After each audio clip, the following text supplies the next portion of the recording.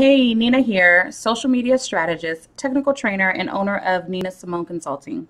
As promised, I'm going to do a little mini rant on Pinterest. So I haven't been giving my Pinterest that much attention, but I do pin on there. And there's some tips that we all need to be doing as entrepreneurs and business owners. So I'm going to just give you 9 tips, Nina's 9, to Pinterest. So number 1, create a business account. You could go to business.pinterest.com and you can verify your Pinterest account with your website. They give you little steps to do that, but basically it says, hey, I'm a legit business, but that also gives you more tools and analytics to actually go through for your Pinterest. So make sure you go ahead and create your business account. Not saying that you can't have your personal things on your business account. Just make sure if you are focused on something that your products and your services are all at the top, because when you're on your phone, you could only see a couple of boards as you're scrolling through.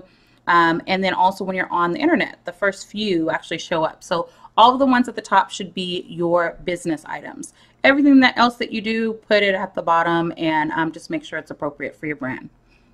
The second thing is be specific when naming your boards. Everything you do on the internet should have purpose, especially when you're naming any of your naming conventions. You should think of your search engine optimization, your SEO. Basically, if someone searches for this, are they going to find it? So use terms that are very specific. So instead of just saying food, I have a foodie board. I also have a healthy snacks board.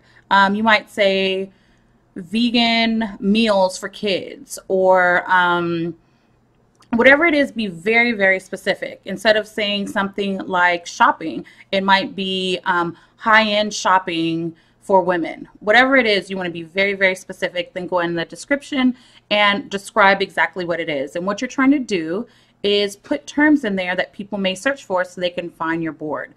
Because ultimately, you want people to, 1, find you, and then 2, repin. The reason why is on Pinterest, I believe it's around an average of 80% of people on there are on there to shop and purchase. So you definitely want to have your products on there. Number 3, create branded covers. So there's a couple ways to do this. Just to say it very quickly, you can go to your site and post an image on, say, one of your blogs, and take that when you pin it. You want to make sure that that picture matches with your brand. If you go to my Pinterest, pinterest.com/sociallynina, you'll see everything at the top has my brand colors because I want it to represent my brand. So try to post your items at the top or your things with your brand colors. Which brings me to number 4, which is the 80-20 rule. Most people are on Pinterest to either shop, search for crafts, or pin and repin. They're not actually creating items for Pinterest. So if you are in that group of people that are creating blogs, creating videos, creating images, whatever you're creating, then people will be repinning your products. So you should repin 80% of the time and then pin 20% of the time. I learned that from one of the Pinterest gurus. I cannot remember her name right now, but I will put it back down below because she's really good. But in general, if you're creating original content or you're just pinning your products, if you're selling services, products, pin it up there. Create boards for it. If you look on my Pinterest, you'll see that the videos that I create, I pin them on there. If I do a blog, I pin it on there. If I have a new course, I pin it on there. So people can find it, repin it, and then that's just free advertising for you.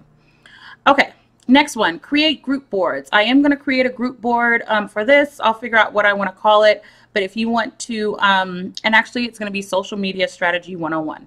So I'm going to create a social media strategy board. And basically, if you create a group board, you invite other people using their email addresses, and they can pin to your board also. And it shows up on theirs as well, on their Pinterest account.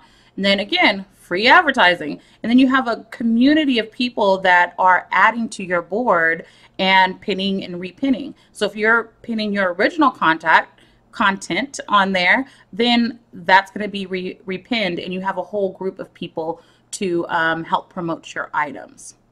Next one, the top boards. This is just more of a hint. The top boards on Pinterest, the last time I checked, and from what I read, is food and photography. So you'll notice that there's a lot of photography and food things getting pinned and repinned. So recipes and tips and tricks and life hacks on food and photography and photo sessions and ideas. So if you create your own boards on those, you can create your own recipes and your own photography sessions. Maybe it's a session you just had with your photographer for your headshots. You can create those. That's a good way for people to find you. I actually go on there to look for my photo shoots or look for ideas on poses and things like that, and do searches for different photography sessions. Also for different crafts and things like that. But all the photography and food gets pinned and repinned a lot. But don't overpin, because it's kind of like Twitter and Facebook, where if you do it too much, people are not going to like you and they're going to unfollow you. Because I unfollow people all of the time. Next one, install Pinterest WordPress plugin. I will find the link to that and include that below. But basically, when other people come to your site, it makes it easier for them to pin. There's a little pin it icon that shows up, and you can just click that and pin. And it makes it so much easier for people going to your site to actually share your items, and actually, again, free advertising. Also install the Chrome Pinterest add-in. So you just kind of look for Chrome Pinterest add-in, and it's at the top, and it's a pin it button. So then every site that you go to, as long as there's an image or video or something that you can pin, you click on that button and you can pin for them or pin for yourself. So if you're trying to search for ideas, I use Pinterest a lot to kind of brainstorm ideas and courses and things like that. Okay. The last thing is that you can create what's called rich pins. Again, I will include the link below. Rich pins allow you to add very specific details about the things you're pinning. Specifically, if you have services or products, you can add the pricing.